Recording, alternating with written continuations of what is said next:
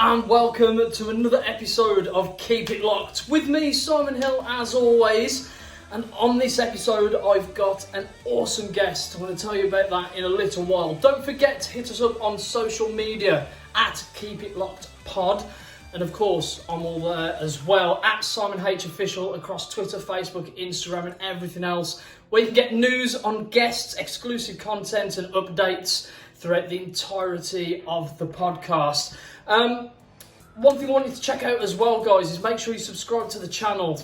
Don't miss a single episode. We've got some great guests lined up, ones that I'm going to be sharing with you very, very soon. And of course, the merch is all live, brand new Keep It Locked merch. It's all on Pins and Knuckles merchandise, so head there and grab yours today. T-shirts, the works, it's all there. So, this episode of Keep It Locked is with a guy who I've worked with since my journey at TNT Extreme Wrestling as a backstage interviewer. One half of the most incredible tag team in Europe, in my opinion, Kings of the North.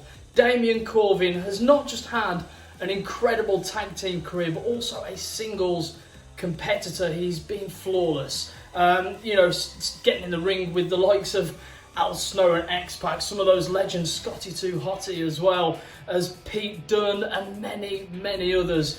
As a tag team, Kings of the North are up there with the best at the moment, in my opinion. You know, stepping in the ring with the likes of Mustache Mountain, Team White Wolf, La Rebellion, and so many more. He talks us through his career from start to finish. He's a big horror fan as well, and we hear about his inspirations with character development in there as well. And that whole section of him talking about character development and how he utilises inspiration from this and this is fascinating, a very captivating listen, where you can even see my face just so engrossed in what he was saying. And even for talent and in-ring competitors, just hearing that story is amazing. So it's all there. There's so much more as well in this episode of Keep It Locked with Damien Corvin. Let's do it right now. So as I said, joined by one half of Kings of the North, one of the most impressive tag teams in the entirety of European wrestling at the moment for me. But not just that, he's a singles competitor. Corvin, thank you very much for joining me on Keep It Locked. And we're going to do this again. We've done it before, but this one is going to be the best interview we're going to have. Yeah, we've had some technical issues, but we'll work around it. It's fine. Talk to me, how you doing? Things are starting to ease up a little bit now with lockdown life, but you've been keeping busy during the whole of quarantine anyway with various workouts and stuff. Yeah, I mean, I feel a little bit guilty. My lockdown life hasn't been that bad at all, really. I moved in with the missus. There's a back garden that I've been able to turn into a home gym. It's literally like 50 kilo a week. A pull-up bar and a skipping rope, but it's enough, that kind of way. Yeah. Because of FaceTime and that sort of stuff, I've been able to speak to my kid and my mum and stuff like that there. So it's not been as taxing on me as some other people have found it. Being isolated, I've been really lucky that way, And how has, you mentioned obviously being away from your family there, but, there's times now where you're going to be able to get that feeling back of, hugging your kid and seeing your family and stuff like that. That's going to be an overwhelming feeling for you, I'm sure. Yeah, I get my kid on Friday for the first time in 4 months, which is badass. Wow. My friend has done up the spare room, and she made it the little bedroom for her and stuff. So it's the first time that she's come to stay with me, by herself. So it's really good to have that kind of thing going. So I'm happy. It's wow. Again, a little bit guilty because it's not been that bad for me. Apart from not being able to see the kid and obviously not being able to wrestle. But other than that, lockdown life's been pretty good to me, And you've been doing a lot of workouts. I've noticed on social media. You may not have the big strong boy weights that you're used to, but you've certainly been putting in some graft in the workouts, haven't you? Yeah, I mean it's difficult to work around, not having the bigger weights. I'm a lift heavy kind of person. It's the way I train. But I've been able to adapt everything and change everything about. I got this. I don't know if you can see it. It's a cool little bracelet thing. Yeah. It's a heart rate monitor. It's attached to an app. It reads all my training, all my statistics, my heart rate, my calories burned, distance ran, so on and so forth. I'm in a group with a load of other guys on the scene, so it's a little bit of competition there with it, which is really good. And then I am really into the likes of CrossFit and that sort of stuff. So taking some of their workouts, adapting them to what I have, is worked really well. And I mean, if you follow Johnny Moss on social media, you'll see the shape that he's in. And Phenomenal. it's but he's putting up deck of hard workouts that he's doing every now and again. So I am trying to do that as well. Getting nowhere near Johnny's time.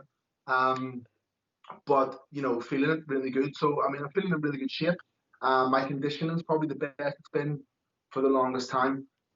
So as soon as the gym's open, I'll get the big weights up and I'll put on a little bit more mass.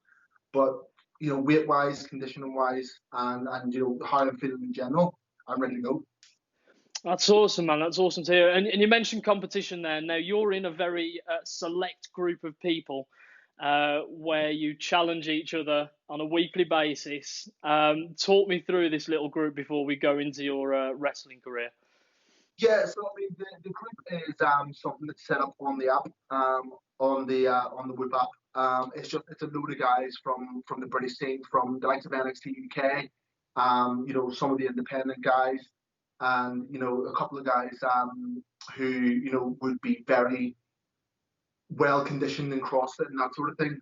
So like Shas Samuels is on there, Noam Dar, and a few of the other boys, and it's just Primate as well. Keeping up with Primate is one of the hardest things I've ever had to try and do. By the way, that guy is a machine. He's an absolute machine. And it's just good to be able to, like, I mean, if I'm having a day where I'm knackered or I don't really fancy training, I just bounce on, check what the other lads have done, and it's that kick in the ass to just move on, keep going, and keep on training. So I've just literally finished a weight session there now. Once we're done, I'll go back out for conditioning, and then maybe a little bit of boxing later, and just kind of keep myself going. You're an absolute machine, mate. I couldn't do half of what you do as much as I could try, but absolute machine.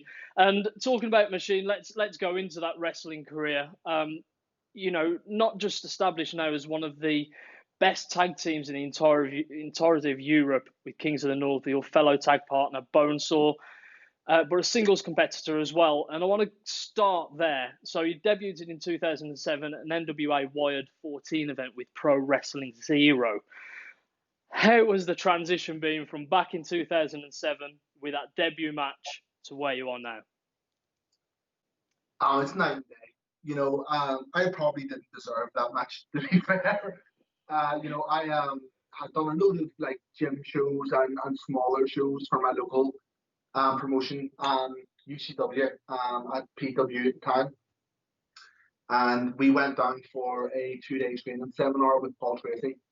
And he, I weighed 9 stone, soaking wet. I looked atrocious. But I wanted to learn, a little bit more and try a different, training session there. And done 2 days with Paul. And it was in a dingy little garage in Bray in County Wicklow there, and it's, if you've been there, it's awesome, but describing it sounds horrible. But we were there, we trained hard, really hard, and impressed enough that I was given a squash match on the show, and it was a nice little opportunity. It just gave me a little bit of a boost to know that as bad as I looked back then, and as bad as I was at that point, that there was a little bit of, there was something there that I could keep going, and I would, hopefully make something with this.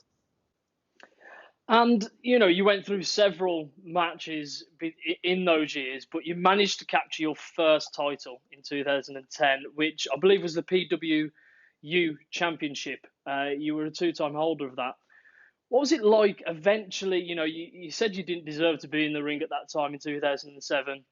having that first match under your belt and kind of going, right, okay, so now I can figure it all out. I can start evolving the character, start evolving the style, and then you capture your first championship in 2010. Yeah, I mean, that was a nice little nod, to be honest, without sounding egotistical.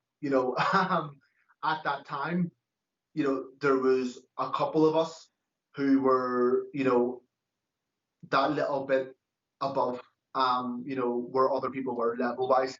And it was due to the fact that, whether they had the experience of Bonesaw, who was wrestling as the Machine back then, or Tucker. There was also, like, we had wrestled down south, and wrestled across the country with some of the other guys, who were really good at the time. I was lucky enough to wrestle Sean Maxer quite a bit, and that really upped my game. So it was nice to have that little bit of a nod. The belt was atrocious. It was absolutely horrible. Like, it was genuinely, like, it was disgustingly bad. But any single box that had flour on it, it don't think it'd have been washed. You probably need a carpet cleaner to clean it, to be fair. Oh man, grim. But it's good to have that. And I had that for a short time. And then the second time I picked that up was in a match against Sean Guinness or Sean Maxer. And it was pretty nice again to be able to wrestle him. But these shows were, 100, maybe 200 people maximum. They weren't massive shows. Most of the guys on the card weren't very well established, or had been training or wrestling for very long. But, in regards to some of the, experienced talent that was there, it was nice to have, like, that level. Yeah, absolutely. And I guess that was the beginning of who Damien Corvin became and is now, at the moment, TNT Extreme Wrestling Tag Team Champions, Empire Tag Team Champions, of course, with Bonesaw. You've challenged for a world title at OTT. You're having all these opportunities. How does it feel now to see that progression from that first championship to having these massive opportunities across Europe? I mean, I'm always one of those guys. It's hard work pays off. I feel, very strongly that I work extremely hard. Whether it's in the gym, whether it's with my nutrition, or whether it's training wise. I put a lot of work into what I do, and, a lot of work into trying to evolve and get better over time. I've been at this for what, like 12 years, and I still look for, for criticism and for, people to pick apart my matches and pick apart what I do so that I can change it and make it better on a regular basis. I'm quite lucky in the fact that there's a few guys that I can trust. If I have a match and, and I think it's went well and I've had positive feedback on the match, then I can send it to them and they'll tell me honestly what they think of it. And it's nice to be able to get that honest feedback. Bonesaw is one of the most honest people. If he doesn't like something, he'll tell me. Sometimes we disagree, but, on a lot of occasions, we will agree. And, if it's something that needs changed, then I'll change it. If it's something that needs tightened up, then I'll tighten it up. But I think that's the reason why, opportunities come to me. It's the fact that I do work as hard as I work. I feel I'm very respectful of, not only the business itself, but also of my peers and, of people who are that bit more senior than me as well. So it's those kind of things that make a massive difference, I think. And, you spoke about Sean Guinness just as well. Now, you've mentioned in the past that he's one of your favourite people to ever work with. What was it about Sean? Was that more of like this person's teaching me so much? Did he bring out the style that we, know and love from Damien Corvin today? Sean gets a lot of credit for how I wrestle nowadays, but also for just making me that little bit better. I was extremely lucky in the fact that there's a promotion over here called Wrestling.ie, It's a camp show. It's a family show. It doesn't get like a lot of social media attention. It doesn't get filmed. There's very rarely any pictures of it, that sort of thing. It's just a consistent rolling show. There's maybe like 40, 50 shows a year, sometimes more. And it's just, go out, do an over the top character. It's more crowd work and that sort of thing. And it has helped an extreme amount in how I wrestle. When it first started out, I was doing the whole vampire warrior gimmick. Pretty much, if you took Kevin Thorne and Gangrel and just went like this, that was me. It was good, and for those shows especially, it was really there and over the top, and it was very much what that show needed at that time. And me and Sean done the opening match, I want to say, for about 8 months solid, every single show. It was just me and Sean. And when we wrestled, that match became, second nature and flawless. And we tweaked it, week after week, match after match. This worked here, didn't work there. Why is that? And he would sit down with me and we would come up with, these different ways to make things better. It just always felt to me that Sean was going out of his way to make me look a lot better than I am in order to get me to where I needed to be. So anytime I get a chance to wrestle Sean, it's one of my favorite matches. There's a match on OTT on demand from a Haven for Monsters, and it's me versus Sean. And it was at like a really weird time at OTT because I was sort of half face, half heel. The crowd didn't know how to take me. Why is he a singles wrestler now?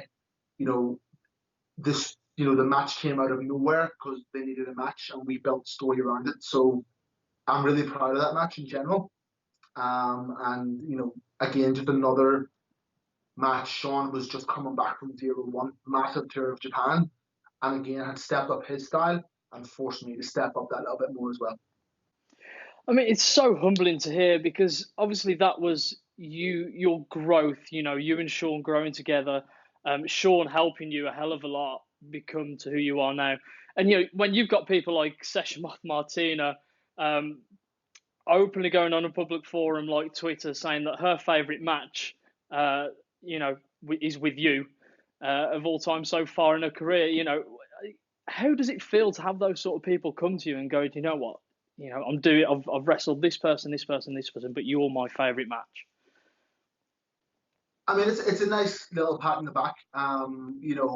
When it comes to Martina, I've known her since she first started training, and we've always got along really well.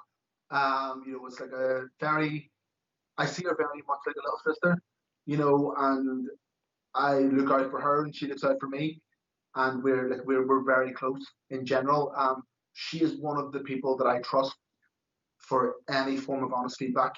I send her matches all the time.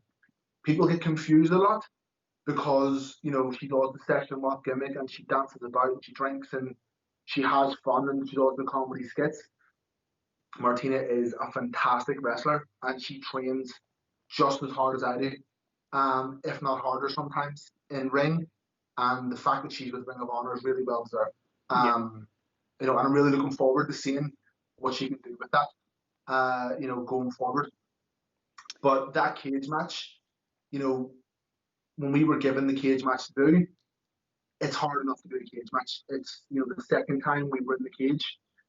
It's a big cage and it's a rough cage, and it was in front of God knows how many people. I think it was a couple of thousand, easy, in the middle of Dublin.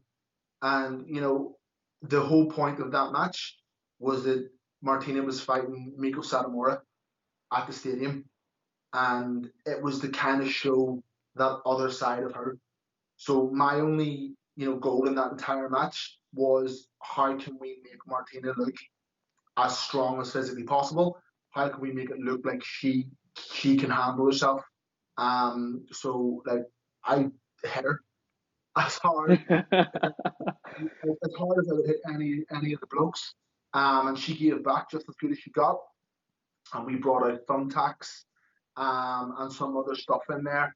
And we really worked hard to show that she is tough, and that she could go in against someone like Miko Satomura, who's a legend, and hold her own. And if you haven't seen that Miko match, it was fantastic. I got to watch that live. I love that. But also that cage match as well is, I mean, it's probably, it's up there with my favorite matches as well. And for Martina to think it's her favorite match is just it's humbling enough, and hopefully I get to work with her, a lot more, because working with her, whether we're tagging together as the session kings for a laugh, or whether we're kicking the shit out of each other, we're not fun, and that's all that matters. Yeah, absolutely. And she's such a great worker. And as you say, people do underestimate her sometimes, and how hard and how talented she is in the ring. And yeah, the Ring of Honor stuff, I'm so excited to see where she goes. But hopefully, we get to see another match between you two. I think another cage match, or we mix it up a little bit, would be so good. Because you like to fly off cages quite a lot, don't you? Yeah. No, I mean, I don't understand how I get myself in these positions. It just tends to happen. It's like an adrenaline thing. I remember what it's like to be a fan. I don't know that everyone does, and I think that some people fall down at times because of it. I remember what it's like to be a fan. I still watch wrestling as a fan. I can disassociate myself as a pro wrestler and as a pro wrestling fan. Whether I'm watching WWE, or whether I'm watching AEW or Ring of Honor or New Japan, or whether I'm watching some indie stuff as well, because I really enjoy watching, independent wrestling too. I can go, right, I'm going to watch this as a fan, and that's what I'll do. So when it comes to putting together a match, or if there's something that I can do to make something memorable for the fans, then I'm going to do it. And whether that's Charlie Sterling giving me a brain buster off a 25-foot cage, or whether it's, Pete Dunne throwing me off a 15-foot balcony, it doesn't matter. I'm going to do it if I think that, the fans are going to appreciate it. Also, if it fits into the match. But I'll always put myself out there to make it a memorable moment, and hopefully, the fans enjoy it and appreciate it. And let's talk about some of those matches, some of those predicaments you've found yourself in, or even put yourself in. As far as tagging goes, you've been against some of the best. War Machine, obviously Viking Raiders these days, God, Team White Wolf, Mustache Mountain, and Le Rebellion, just to name a few. Now, you've already labelled some of those as your favourite tag matches so far in your career. Talk me through some of those, the memories that you've got from some of those matches. I mean, again, it's just one of those things where it's a mixture of luck, that these guys are free, but also of the hard work that we put in to establish ourselves as a tag team to wrestle and a tag team to beat. And it's a great show of faith from Joe at OTT, that he believes in us, that we can have these matches with these tag teams. War Machine, when they come over, they had just lost the ROH titles, but they were IWGP Tag Team Champions when they come over.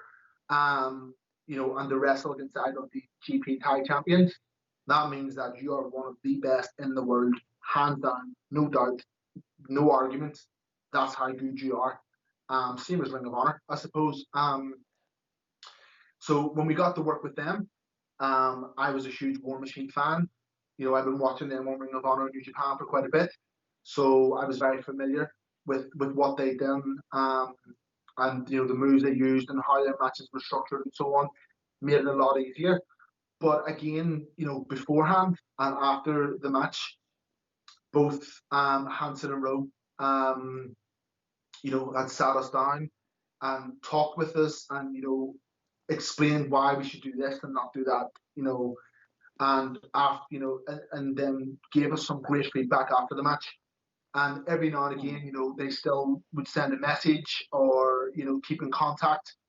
And it's just, a very nice feeling that those guys who are like the top of their profession, still hold that match in such high regard. When we wrestled God at the stadium, again, a massive nod from OTT. Here are the IWGP Tag Team Champions and one of the best tag teams ever. You're going to wrestle them in front of thousands of people. Again, it's a massive pat in the back, if nothing else. But what really kind of took us back was when Tama and Tanga come over. They had sat and they had spent time watching our matches and learning what we do. They were very familiar with our style, with our moveset, with who we'd worked, how long we'd been champions, how many times we'd been champions. So there was a lot that we were able to talk about. And their main goal for that match was to make us look good. And I think that not only shows how great they are as a tag team and as veterans in the business, but also, how much they care about pro wrestling and OTT, and it was great. And again, we've had a chat with them a few times since the match. They were very happy with how the match turned out. So were we, and we're hoping for a rematch at some point. So there's, it's always that getting the feedback is probably the best part of it, because it tweaks how you do things, it changes how you do things, and it also it just kind of gives you that confidence to keep going and pursuing what you're doing, because you've got these guys who are so well respected and so well traveled, and you earn their respect, and that means more than a lot of things. And you speak about how humble the likes of Tama Tonga. What's it like being in the ring? I've heard that he hits hard, but he's a master of his profession. Oh, that guy comes at you hard and fast. He's a big guy. There's no. It's wrestling. It ain't ballet. But again, he takes as good as he gives. And when he comes at you, but it's awesome. Wrestling those guys is awesome, and I'd do it again in a heartbeat. Hopefully we get that rematch booked in pretty soon. I would love to see that at TNT Extreme Wrestling. Maybe for the tag team gold. Who knows? Yeah, it's an open challenge. So. Exactly. Well, I think we've got to get on the phone. Also, there's a story that involves you and La Rebellion. They came over to OTT. Obviously, Crash Tag Team Champions at the time. And they came over to OTT to challenge you guys. Talk me through the story, because there's a funny little line in this somewhere. Yeah, I mean, when we were told we were working with them, again, massive thing for us. Crash Lucha, it's a great promotion, and the guys that work there are top drawer. I had previously worked there with Ray Phoenix. Me and him get along really well. We chat back and forth, pre-workout and training and so on. So we had obviously let the guys know that, we were a good team, and that we could go. But the boys didn't show up until like 40 minutes before the match. And obviously Bestia has that makeup to put on. It's very intricate, so there was a lot of work to be done. But we managed to throw that match together and work really well. And we had a great time wrestling the boys, and look forward to doing it again, hopefully, sometime. But they didn't know I spoke Spanish. So we didn't ring.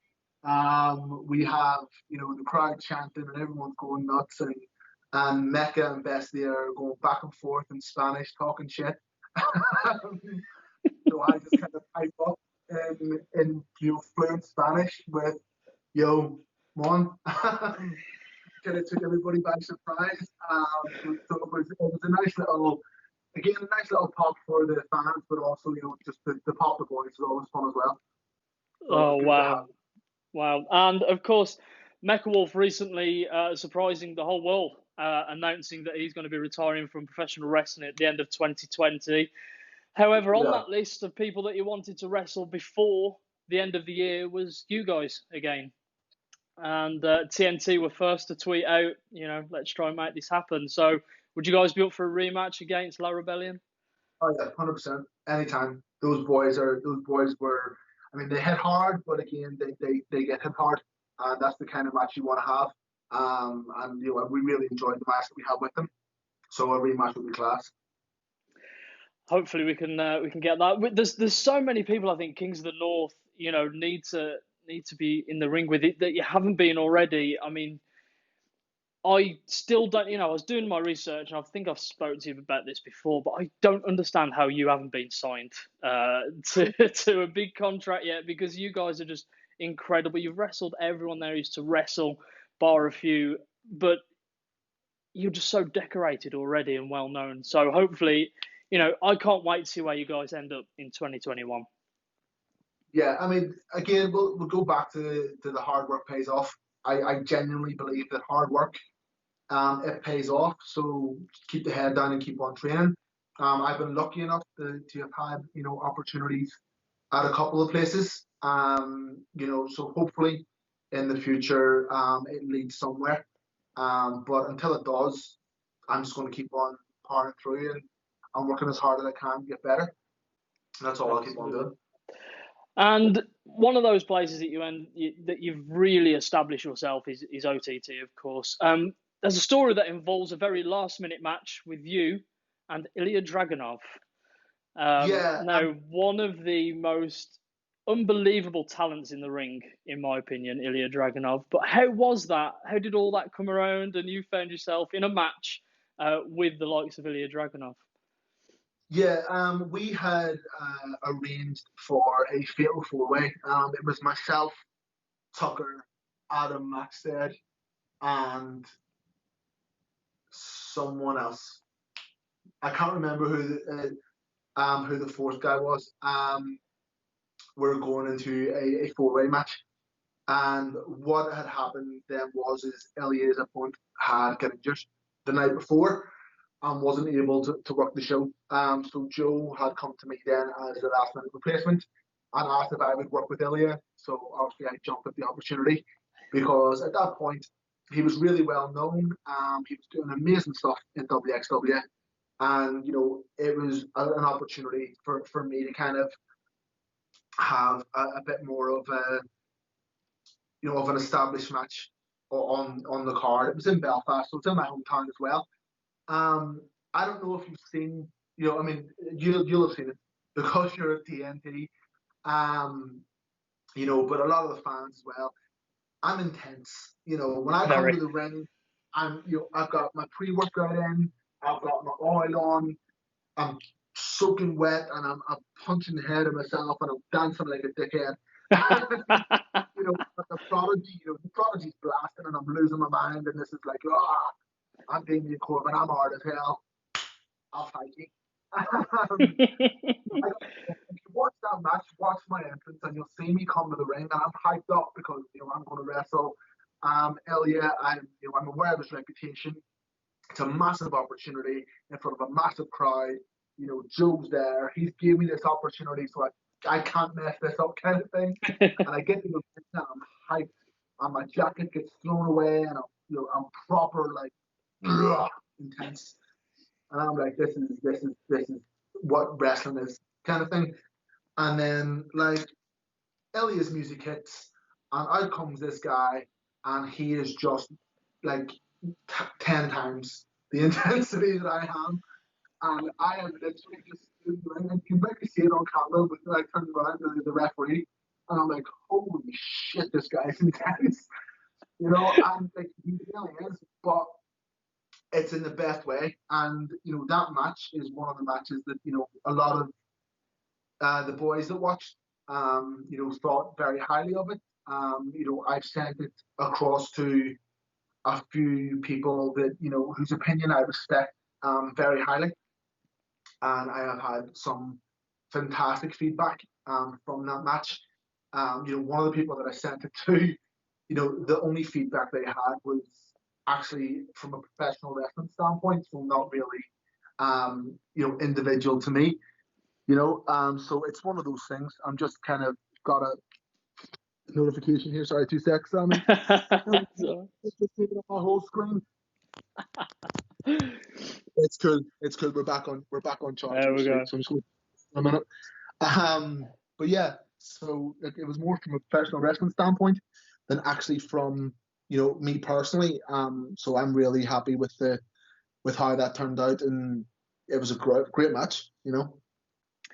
Yeah, it's one of those, and it is available as well on the OTT on demand service, isn't it? Where you can watch that back. Yeah.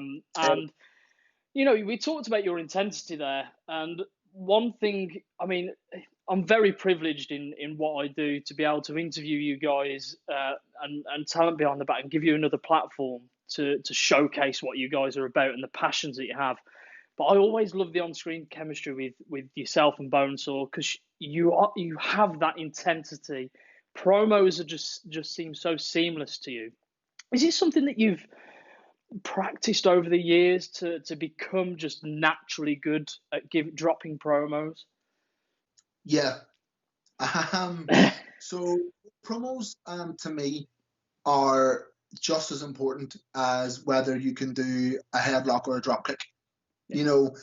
And when I see someone who's awkward in front of the camera, or who isn't as comfortable, it sort of takes away from the in-ring ability, in my opinion. And I have always kind of thought that you should be able to walk the walk and talk the talk. So you've got to be able to do both. That's just how I was able to come up with things. When it's me, when I first started out, I was watching promos from different types of wrestling, from WWE, from the 80s right up to present, from World of Sport, from the likes of New Japan, from TNA, but then I was watching independent stuff. My first ever promo that I cut, I actually stole a line from April Hunter. Believe it or not. Yeah, it's and it's one of those things that people, I don't think, study enough. Another thing that I do is I watch a lot of movies, and you'll always find movie quotes in my promos. They're there all the time. You'll always find them.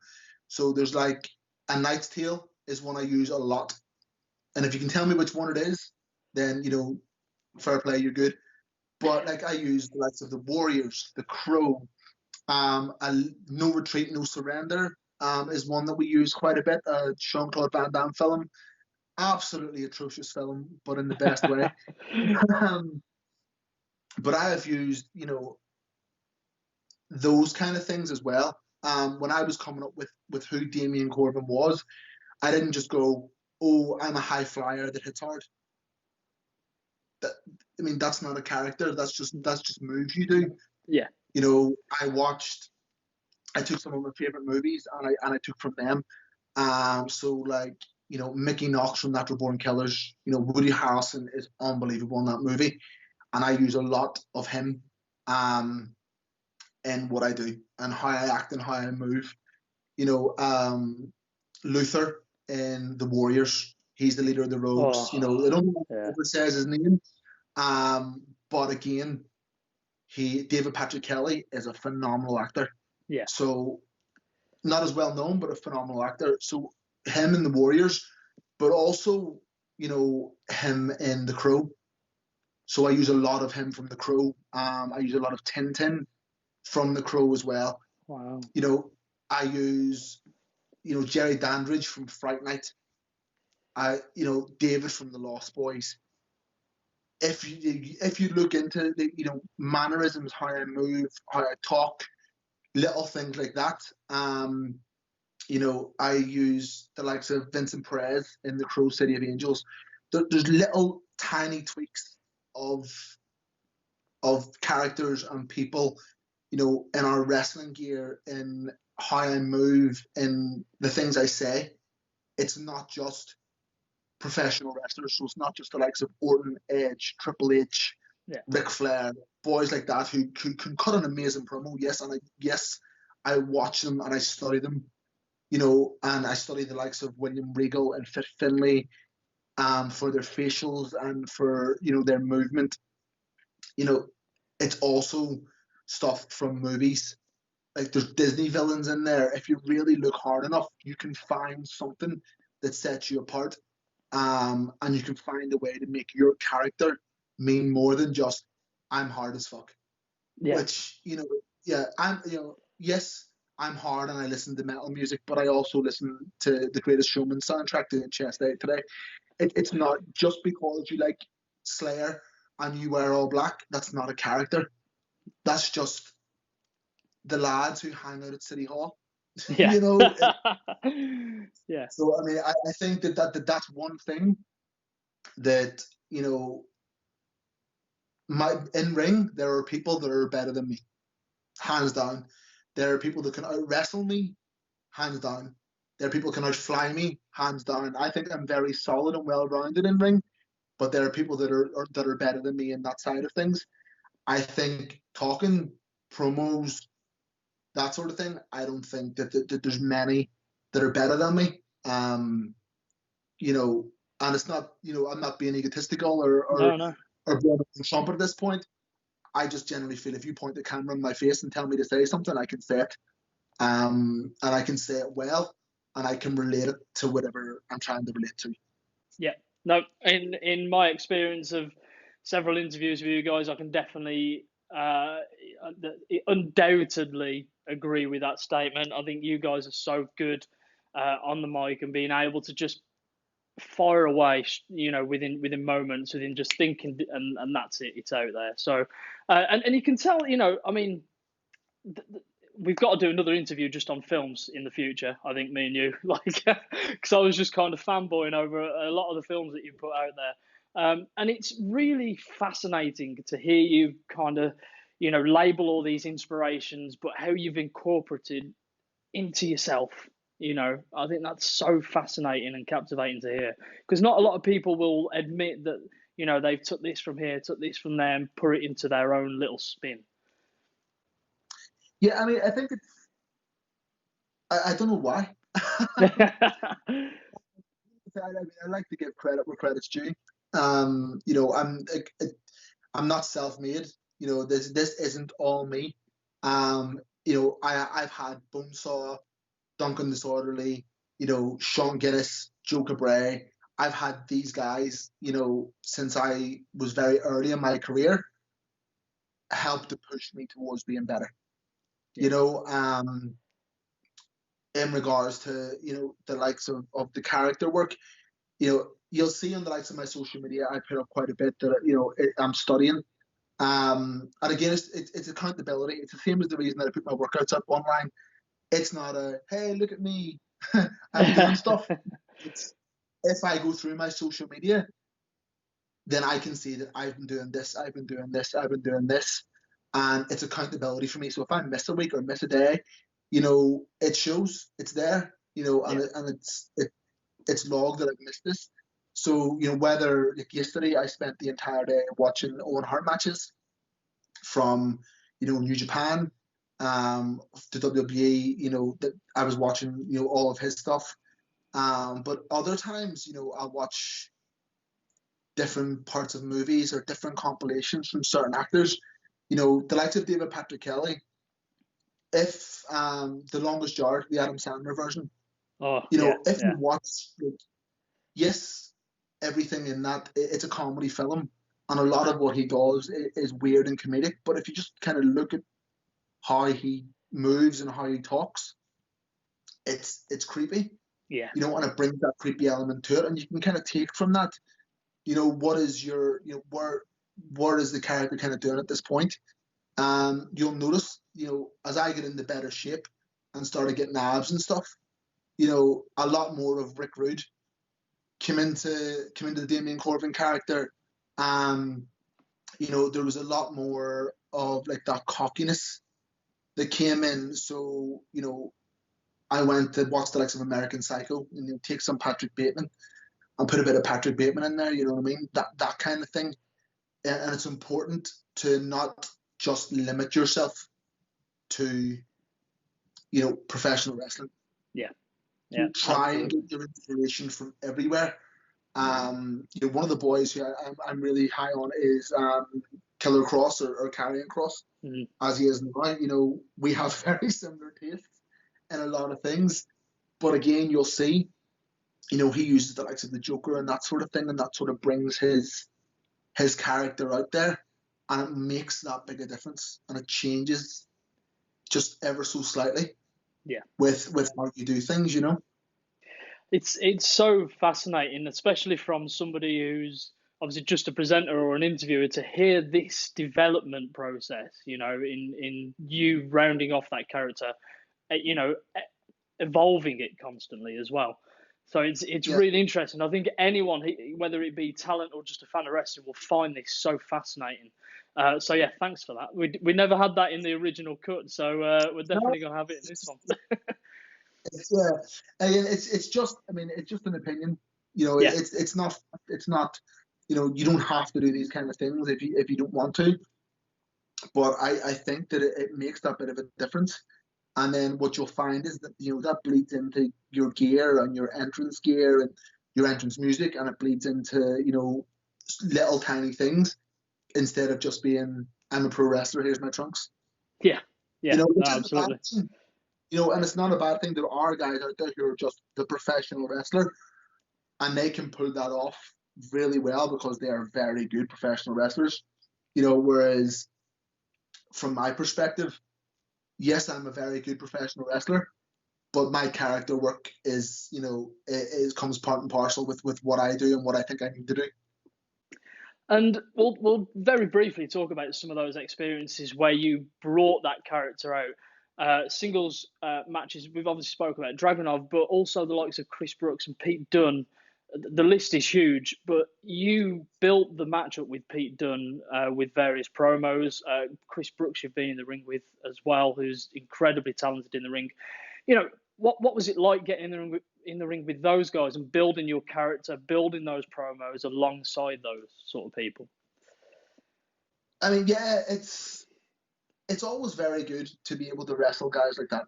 I'm just very lucky in the fact that Joe is very trusting with the opponents that he gives us, and the platform that he gives us, and he's also incredibly trusting in the likes of our promos and and the direction that we're going.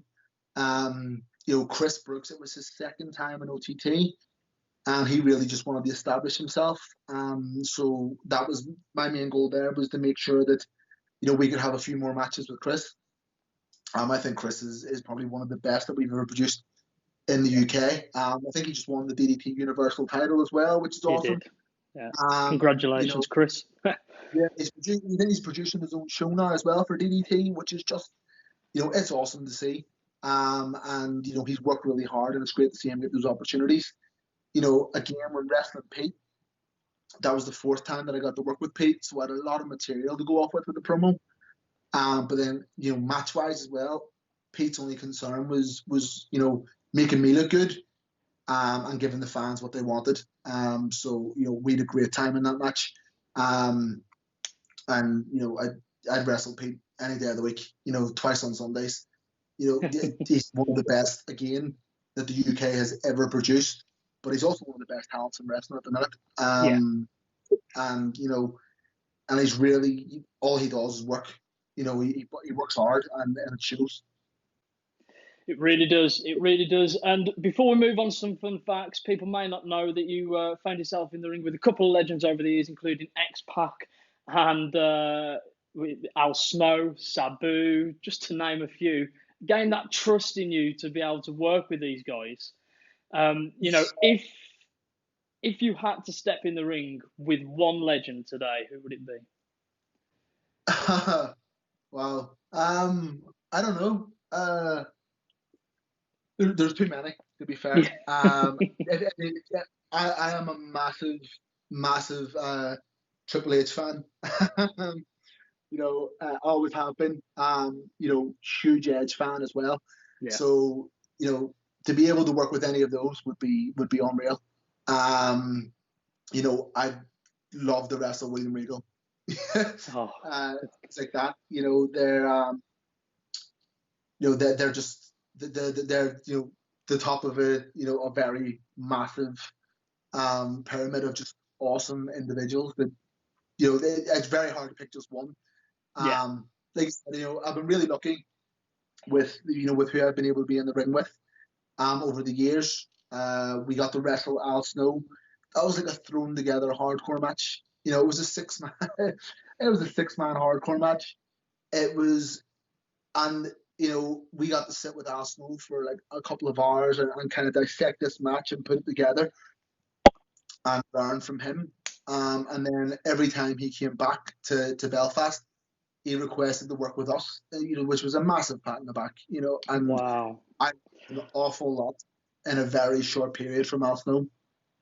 Wrestling Sabu, I've heard people have mixed reports and mixed feelings with wrestling against him. It was an absolute pleasure to work with. And again, went out of his way to make us look that little bit better.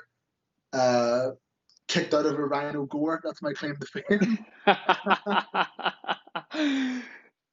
It doesn't matter. There's like a minute before the pin. No, but again, being able to to work with him, I was actually able to do a training seminar with him as well. Got to work with Scotty G. Hottie, which was great. Again, another just little pat in the back from Joe. It was me and Joe doing the Supernatural Demons of Hell gimmick versus Scotty and a tag partner. And again, just really lucky to be able to work with these guys, and I've been lucky enough to train, with the likes of Finn Balor and Johnny Moss and Dave Taylor, James Mason, some of the absolute best in pro wrestling, and I do count myself very lucky to have trained with them, and trained under them, and learned a phenomenal amount from them. Yeah, and absolutely. It's one of those things that when I get the opportunity, that's really all that I look for. So to go back to the question, anyone that I can learn from, like I don't have like one set legend, that I would pick out of a hat at the minute, but anyone that I could learn from, and who could teach me something, I'd be happy enough to step in the ring with. So cool that you've had those opportunities, but you're humble enough to just really appreciate them and take them in and learn from them. I want to go into some fun facts now. People may not know that you're a qualified personal trainer, Yep. but it's not for the benefits of wanting to work in a gym or as a PT. It's more for yourself, knowing how you can condition your body more. Yeah, I mean, I done the fitness instructor's exam a long time ago, and then very recently done all the PT work, but I have no intentions of being a personal trainer at all. I PT the missus sometimes, until she shouts at me. But no, I have no intentions of doing anything. It's really just for me to get an extra level of knowledge, for myself, and just for self-improvement. It's the reason why I started boxing during lockdown. I have very lucky to have an Irish lightweight champion, and he's the commentator for Brave Combat Federation. They're a massive MMA promotion in the Middle East, Eastern Europe. So when he's here, we do boxing training. Phil Campbell, you can get him online. PC commentary on Instagram. He's not on Twitter yet, but he's been teaching me how to box, and I'm taking to it. I'm not great yet. Throwing worker punches is so much easier, but it's just something else that I can do. While I can't wrestle during lockdown, I can learn to box and I can tighten up my strikes, and that has made lockdown a little bit easier for me. But also, it's a new skill that I can add to what I do to make my pro wrestling that little bit better. same as the personal training. It's something that I can do to make me better for when I come back to pro wrestling. I've even got Johnny Burrows. He's an MMA coach here. He's going to teach me some BJJ and stuff. So Nice. little things like that. I think that, you know, I don't think you can ever stop learning, especially when it comes to pro wrestling. And anything that you can relate into your pro wrestling, you know, is only going to benefit you. So these are just things that I've added to my my weekly routine, just to kind of make me that little bit better a pro wrestler. You know, I mean, I can't believe we've been doing this an hour already. And I haven't even gotten to the parts where we talk about you being a horror movie connoisseur. But maybe we'll save that for part 2. But Damien Corvin, this has been incredible. And, you know, you're always one of the most enjoyable people to work with from my standpoint. You make my job so easy, but it's great to just watch you in the ring and out of it be such a professional. I really can't wait to see where you end up in 2021. It's going to be great to see you back in the ring for sure, and hopefully we can get some of those dream matches as well. Yeah, definitely, man. And, you know, luckily, you know, TNT, we have a couple of shows coming up. Fingers crossed. For the love of God, please. You know, we have a couple of shows coming up, and, you know, provided this pandemic calms down, and I'm really hoping it does, you know, we should be back in Liverpool with TNT very soon. That heavyweight title's vacant. You know, I'm a tag champion. Yeah, I'm undefeated. I'm an undefeated tag team champion. Yeah. Same as Bonesaw, you know. So I think if you're having a world title match, I don't think you can really have one without me and Bonesaw being in the conversation there. You know, and there's some other brilliant, you know, wrestlers there at TNT that we're going to get to work with for the first time as well, hopefully, and bring some other guys in. So I can't wait to be back in Liverpool. Do some more interviews. Yeah, man. But yeah, it's going to be so cool, and yeah, really can't wait to see you back. But yeah, thanks so much for your time on doing this, and we definitely need to do a part 2. I feel like we need to do a part 2 with some mics, a camera, and outside a really cool bar. Yeah, we should do that. We'll do a part 2, and we'll talk horror movies and, you know, the fact that I listen to Pitbull now. Sounds like a plan, man. My missus has infiltrated my music taste, something shocking. The best way. But yeah, definitely. We'll get some more stuff done. Absolutely. We'll have another convo. Sounds awesome. I'm looking forward to getting this episode out. And yeah, once again, thanks. I know you got to go and get working out again, that body conditioning part 2. So yeah, have a good workout, man. And thanks so much for giving up your time. No problem, dude. Thanks so much, man.